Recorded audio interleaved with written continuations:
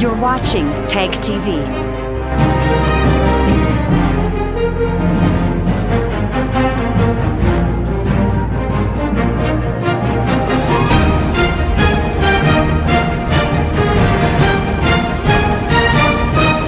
You're watching Tag TV.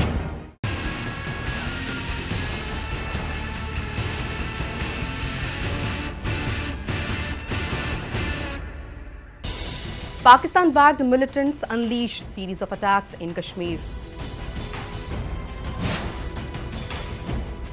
Taliban rejects Afghan president's truce call.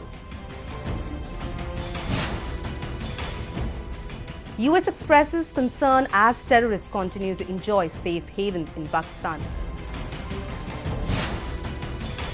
Gangster Daud Ibrahim's close aide arrested in London. The Indian state of Jammu and Kashmir saw a series of violent attacks on its security forces as Pakistan-backed militants went on a killing spree that resulted in the deaths of 3 policemen. They even went on to kill a worker of a political party. Newsweek South Asia has a report. Pakistan, known for training and sponsoring terrorism in India and also sending over terrorists across the border to create havoc in the Indian state of Jammu and Kashmir, spread more violence in the state. Recently, a militant was killed in an ongoing encounter which started in South Kashmir's Anantnag district during a cordon search operation. The troops became aware of the presence of 4 militants in the area and soon a gun battle ensued between the two sides. The search for the other 3 militants is underway. 4 बजे से है start है और अभी चल ही रहा है। 2 militants मरने की खबर है और एक और रुक के फायर कर रहा है, एक और होने की आशंका है। Eid celebration in the state saw deaths of 3 security personnel, all hailing from Jammu and Kashmir police. The victims have been identified as Sub-Inspector Muhammad Ashraf Dar, Fayaz Ahmed Shah, an under-training police constable, and Muhammad Yaqub, a special police officer. As per reports, Fayaz Ahmed Shah was shot dead at close range in Kulgam, where he had gone to offer prayers. On the other hand, Yaqub, who was recently promoted as a constable, was shot outside his home in Pulwama area. Basically, if you look at it, this is the new ideology of terrorism which is being foisted on Kashmiri young. An ideology which sanctions killing on days like Eid, on Ramzan, you know what happened to Shujat Bukhari, which is completely not done under strict Islamic laws. The militants then went on to kidnap, torture and then kill a BJP worker in Pulwama district. 26-year-old Shabir Ahmed Bhatt was abducted while returning home after celebrating Eid. His bullet-ridden body was found in the fields of Rakh-e-Litter area. Reacting to it, BJP chief Amit Shah said the cycle of violence won't last long. Shabir Ahmad को BJP worker को उन्होंने पुलवामा में गोली मार दी है, वो ख़त्म हो गए हैं, स्वर्गवास हो गए हैं। तो ये जो बात है, ये बात समझदारी की बात होनी चाहिए यहाँ पे एक आज ईद के दिन को तो कम से कम एक खुशनुमा दिन है, उसको तो उनको प्यार मोहब्बत के साथ में काम आना चाहिए। Meanwhile, clashes erupted between protesters and security forces in Srinagar during Eid al-Adha celebrations. Radicalized youngsters took to the streets to pelt stones at the security forces. Banners and flags of Pakistan and many other terror outfits were also seen during these protests. The other separatist leaders today don't know what they want to do. So therefore, with no concrete direction, political direction, they are just instruments of Pakistan. So any flag, whether it be ICE or whether it be Pakistani flag, is given to them on the behest of what Pakistan wants. So today it might be an IS flag, tomorrow it might be a Pakistani flag. The security forces had to disperse the violent crowd by using tear gas shells to restore peace in the area. Muslim separatists have been waging a violent campaign against Indian rule in the state since the late 1980s. New Delhi accuses Pakistan of covertly supporting the long-running separatist insurgency. Days after Afghanistan President Ashraf Ghani offered truce on the eve of Eid, Pakistan-backed Taliban reciprocated with several attacks in the capital Kabul. We have a report. Several explosions were heard in the diplomatic area of Afghan capital Kabul. The explosions were caused by rockets fired from outside the city, and some fell near the presidential palace, around the embassy compounds and government buildings, according to a security official. بر اثر اصابت این موشک‌ها دو تن سطحی مجروح شده، دو نظامی است، منصوبین پلیس است، دیگه به کسی آسیب نرسیده. عملیات تصفیه‌ای در محل آغاز شده بود، لحظات پیش پایان یافت و ترورها از بین برده شدند. The terrorists involved were later killed, according to a spokesperson for the Interior Ministry. The mortar blasts wounded 2 police officers and were heard on camera as President Ashraf Ghani was speaking at an Eid prayer ceremony at the Presidential Palace Mosque. د افغانستان عظیم او سرلوړي ملت ته د لوی اختر مبارکي وایم. اختر مو مبارک شه. The attack came 2 days after Ghani had declared a conditional ceasefire with the Taliban. Taliban insurgents, according to 2 senior commanders, have rejected the 3-month ceasefire offer and vowed to continue its attack against the government and its foreign allies. هغه افراد چې توطئه باندې باور لري، وینې باندې باورمندي، نن به هغه څه اعمال وکړي چې د افغانستان د ولس آرامي په خطر کې واچوي. که دوی فکر کوي چې د راکټو په حملو لاندې دا ولس سر ټیټوي، بیا د فکر وکړي. Earlier, President Ashraf Ghani congratulated the country's armed forces in Ghazni for their victory over Taliban insurgents in the strategically important city after clashes killed at least 150 soldiers and 95 civilians. The 5-day Taliban siege of Ghazni eased after Afghan officials declared that they had regained complete control of the city by killing the militants. درد هر شهید غزنی را من درد خود میدانم. برای هر شهید غزنی کمک خاص از طرف دولت صورت میگیره. صلح مبارک مصلحت نیست. Last week, in a brutal show, thousands of insurgents entered Ghazni after destroying checkpoints, killing dozens of Afghan soldiers and police officers, cutting communications and highways. According to Ghazni police, the terrorists had captured the government offices and police headquarters. The insurgents then roamed the city, destroying shops, forcing civilians to cook for them, and using them as human shields during the clashes.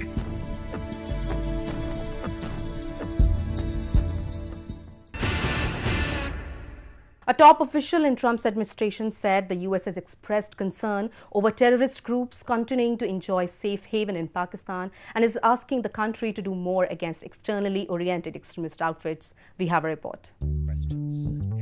Principal Deputy Assistant Secretary Alice Wells told reporters that Pakistan has an important role to play in furthering stability in Afghanistan, and the US has expressed its concern over the fact that terrorist proxy groups continue to be able to enjoy safe haven in Pakistan.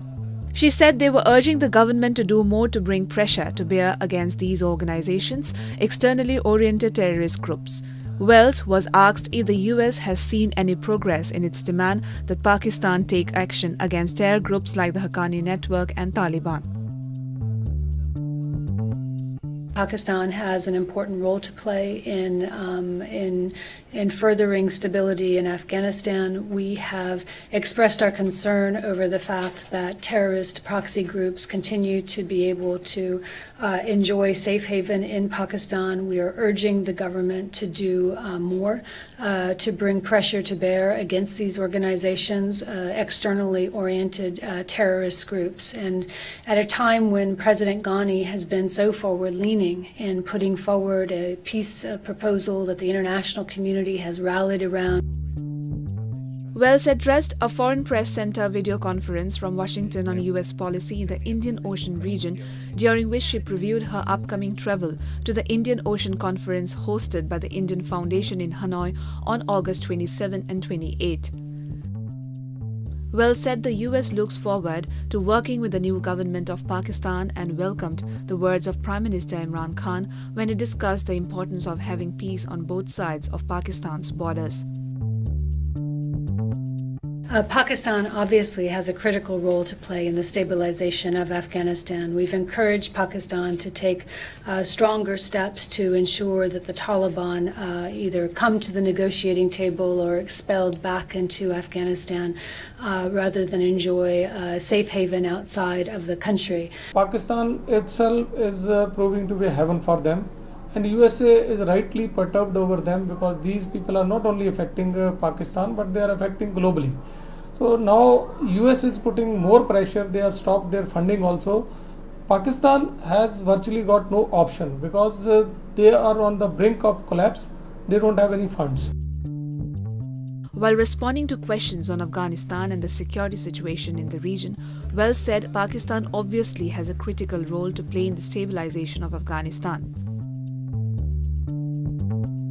These terrorists are main culprits who have made Pakistan to this brink and make them totally bankrupt, because most of the funds which Pakistan received from USA, they were diverted to terrorists and further diverted to the terror operation. As a result, Pakistan got sanctions, but with Imran Khan coming to the power, we are hopeful, world is hopeful, and USA also is hopeful that Imran Khan will do some action. Wells said that Pakistan and Afghanistan have embarked over the last several months on an effort to improve the bilateral relationship with the negotiation of a solidarity document which the US strongly supports. Pakistan and Afghanistan have embarked over the last several months on an effort to improve their bilateral relationship through the negotiation of a solidarity document, which we strongly support. And I think we welcome the words of Prime Minister Imran Khan when he discussed the importance of having peace on both sides of Pakistan's borders. On President Donald Trump's South Asia strategy announced last year, Wells said the South Asia strategy obviously pointed to the role that India can and should play in supporting the stabilization of Afghanistan. We need to see Afghanistan stitched back into the region, and that includes both north-south trade as well as east-west trade. And we welcome the fact that India has stepped up and has evinced this commitment and enjoys a strategic relationship with Afghanistan that does not have to come at the expense of any other country in the region. Just weeks after the Dawood-led D Company received a blow from a Thailand court, the London police managed to nab another close aide of the notorious gangster Dawood Ibrahim, Jabir Moti, in a money laundering and drug case. Newsweek South Asia has a report. Jabir Moti, a key aide of notorious Indian gangster and wanted terrorist Dawood Ibrahim, was arrested by British police at the Hilton Hotel in London. Moti, who was managing Dawood's investment in the UK, UAE and other countries, was arrested on drug-related charges. एक बात पक्की है कि Pakistani national तो वो है, कराची का रहने वाला है। उसके बाप दादा एक ज़माने में कराची में हीरो का व्यापार किया करते थे, इसलिए उसका सरनेम जो है वो मोती पड़ा हुआ है। कराची में जो मशहूर है, जो सोने का काम करते हैं उनको अशरफी लगा लेते हैं साथ में, जो डायमंड्स का काम करते हैं वो मोती लगा लेते हैं साथ में। तो काफ़ी पैसे वाली फैमिली को बिलोंग करने वाला आदमी है, वो कोई छोटा मोटा क्रिमिनल किस्म का आदमी नहीं है। Moti, who is a Pakistani national, has been in the UK on a 10-year visa. This comes as a diplomatic win for India, as they had been pushing for Modi's arrest for years. Meanwhile, a newly updated list of financial sanctions released by the UK government earlier this week notes 3 known addresses of Dawood in Pakistan. 2 number के काम करते हैं, जैसे इकबाल मिर्ची हुआ, भट्टी brother हुए, मजीद भट्टी, इकबाल भट्टी, पाकिस्तान कराची के smuggler हैं। इन सब लोगों का लंदन में जो पैसे का लेन देन, उसका ऑफिशियल रिकॉर्ड में कैसे दिखाना है, उसकी प्रॉपर्टी कैसे खरीदनी है, टैक्स कितना भरना है, कितना बचाना है, तो ये सब काम जो है इन सब लोगों के लिए ये जबीर मोती किया करता था।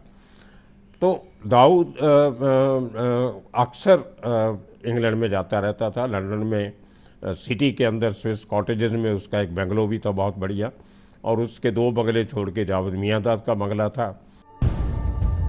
Dawood Ibrahim is one of India's most wanted terrorists for his role in the 1993 Mumbai blast. During the hearing, Moti's counsel appealed to the judge to ban the media from the court over safety concern due to reports appearing in the Indian media. However, the appeal was turned down. Pakistan में भी wanted है, वो कुछ African countries में भी wanted है, जहाँ पे वो अंडरवर्ल्ड वालों का पैसा लगाता था, जहाँ ड्रग ट्रेड के साथ उसकी इन्वॉल्वमेंट है। तो अभी तक इतना हिंदुस्तान की एजेंसीज़ को और अंडरवर्ल्ड को इतना करीब से जानने के बाद हमने आज तक कभी जबीर मोती का नाम नहीं सुना था कि उसका किसी किस्म से अंडरवर्ल्ड से कोई लेना देना है या उसका कोई इनसे बिजनेस पार्टनरशिप है। The arrest is expected to lead to the revelation of some key facts that would lead to Dawood's arrest.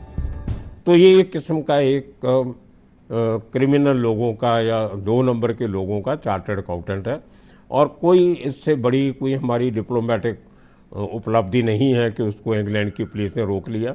उपलब्धि मैं तब मानूंगा जब उसको सक्सेसफुली हिंदुस्तान वापस लेके आएंगे, तो कुछ उपलब्धि मानी जा सकती। Jabir Moti admitted that Dawood Ibrahim was in Pakistan's Karachi city.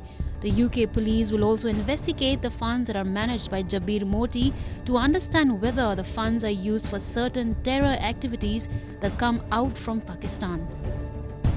England की पुलिस का जो लंदन की जो मेट्रोपॉलिटन पुलिस है, ये उनके लिए एक चैलेंज है। मैं इस बात से सहमत हूँ कि कहीं ना कहीं उनको ये लगता होगा कि ये आदमी जो पाकिस्तान से जो मिलिटेंट ग्रुप्स जो यूके में जो एक्टिव हो रहे हैं, उनकी फंडिंग में कहीं इसका हाथ हो सकता है। उस चक्कर में मेट्रोपॉलिटन पुलिस ने इसको पकड़ा होगा। Dawood's earnings from this business and other unlawful activities like illegal arms business, narcotics trade, extortion rackets and real estate business are used for financing terrorists to carry out anti-India operations. Pakistan हम सबको मालूम है कि एक one religion nation है, और वहाँ पे कट्टरवादी फोर्सेस जो हैं वो बहुत एक्टिव हैं, और उनके साथ सरकारी मशीनरी भी है। आर्मी का ISI की भी छत्र छाया उनके ऊपर है। तो काफ़ी सारे इनके सेल जो हैं वो इंग्लैंड में काम करते हैं। Of late, Jabir was also looking for dual nationality status in Barbados and Antigua and the Dominican Republic, and a permanent resident status in Hungary.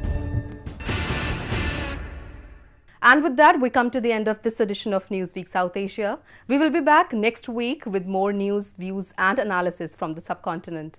Meanwhile, do keep writing to us at nwsa@ani.com. This is Surbhi Sharma signing off on the behalf of entire production team of Newsweek South Asia. Goodbye and take care.